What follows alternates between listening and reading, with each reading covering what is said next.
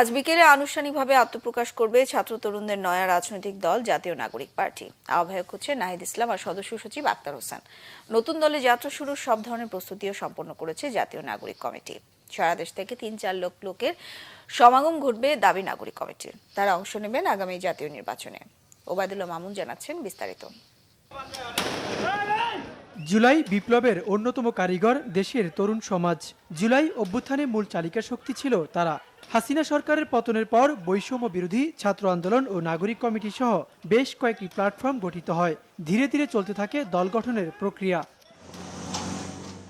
শুক্রবার তরুণ প্রজন্মের হাত ধরে দেশের রাজনৈতিক অঙ্গনে রূপ নিতে যাচ্ছে নতুন রাজনৈতিক দল। আত্মপ্রকাশ উপলক্ষে মানিক মিয়া এভিনিউ চলছে সব ধরনের প্রস্তুতি। দলের নেতাকর্মীদের মাঝে উচ্ছ্বাস। দীর্ঘদিন ধরে অপেক্ষায় ছিল, সেই আগ্রহের অবসান হতে যাচ্ছে। আমরা আত্মপ্রকাশ করতে যাচ্ছি এবং আমরা এই কম সময়ের মধ্যে মানুষের একটা স্বতঃস্ফূর্ত সাড়া আমরা দেখতে পাচ্ছি। যারা রাজনৈতিক জনগোষ্ঠী হয়ে ওঠার চেষ্টা যাদের ছিল তাদেরকে একত্রিত করে আমরা একটা পার্টি লঞ্চ করতে যাচ্ছি। তবে ইতোমধ্যে এ দলের শীর্ষ পদে কারা থাকছেন তা অনেকটাই চূড়ান্ত হয়েছে।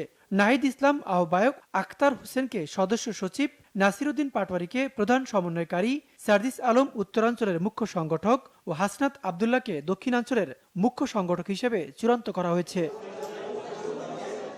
নতুন এই জোটে শিক্ষার্থীদের পাশাপাশি সব শ্রেণীর মানুষের অংশগ্রহণ থাকার কথা জানান সংগঠকরা।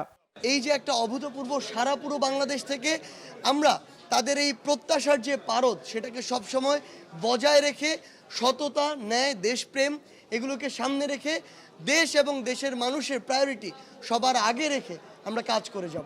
আগামীতে দেশ ও গণতন্ত্রের স্বার্থে রাজপথে থাকার পাশাপাশি জাতীয় নির্বাচনেও অংশ নেবে জাতীয় নাগরিক পার্টি।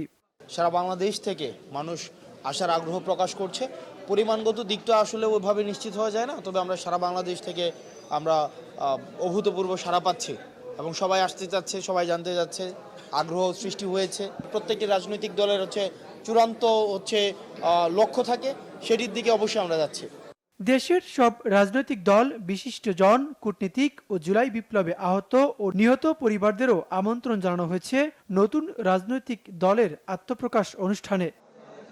ওবায়দুল্লাহ মামুন, বাংলা ভিশন, ঢাকা।